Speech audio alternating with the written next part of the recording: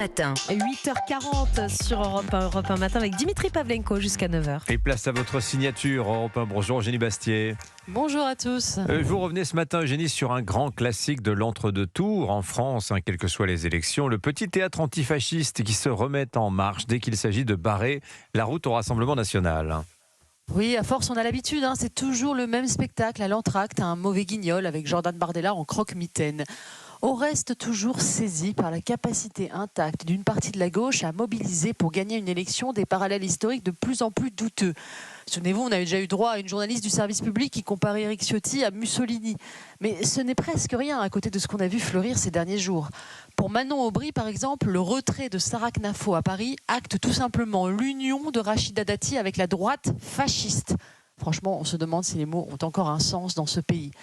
Hier, sur le réseau social X, l'insoumis Éric Coquerel a publié la couverture du livre de l'historien Johann Chapoutot intitulé « Les irresponsables, qui a porté Hitler au pouvoir ?» en recommandant la lecture au candidat socialiste de Marseille, Benoît Payan. « Lisez ce livre, peut-être vous permettra-t-il de ne pas vous identifier à son titre », écrivait-il. Il faut bien mesurer ce que ça signifie. Coquerel compare Benoît Payan aux irresponsables de la République de Weimar qui ont permis l'accession de Hitler au pouvoir. Et implicitement, il compare donc le candidat RN de Marseille, Franck Alizio, à Hitler lui-même. Voilà, un ancien de l'UMP comparé à au chancelier nazi. Voilà où nous en sommes. Et pourquoi est-ce grave ? Parce que si Franck Alizio devient Hitler, alors tout devient permis contre lui. Il ne s'agit plus seulement de mener un front républicain, mais d'organiser une opération Valkyrie. La nazification de l'adversaire est un appel à la violence. C'est une manière de dire, face au mal absolu, tous les moyens sont bons. On aurait pu penser qu'après la mort de Quentin Derenque, tabassé à Lyon par des antifas il y a un peu plus d'un mois, la leçon aurait été comprise et que le débat démocratique pourrait se poursuivre sans réductio ad Hitlerum. Mais non. Car l'antifascisme est devenu pour une partie de la gauche bien plus qu'un réflexe. C'est un carburant politique, peut-être même son dernier facteur d'unité. Et ce carburant est entretenu par certains intellectuels qui apportent une caution savante à ces parallèles hasardeux. C'est-à-dire ?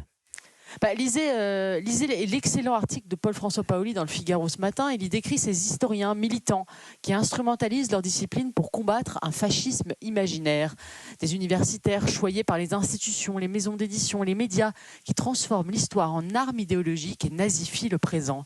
Parmi eux, il y a Johann Chapoutot que j'ai cité qui compare Emmanuel Macron à Franz von Papen, celui qui ouvrit les portes du pouvoir à Hitler. D'autres historiens se sont fait une spécialité de ces analogies douteuses. Patrick Boucheron, Laurent Joly, Gérard Noiriel par exemple.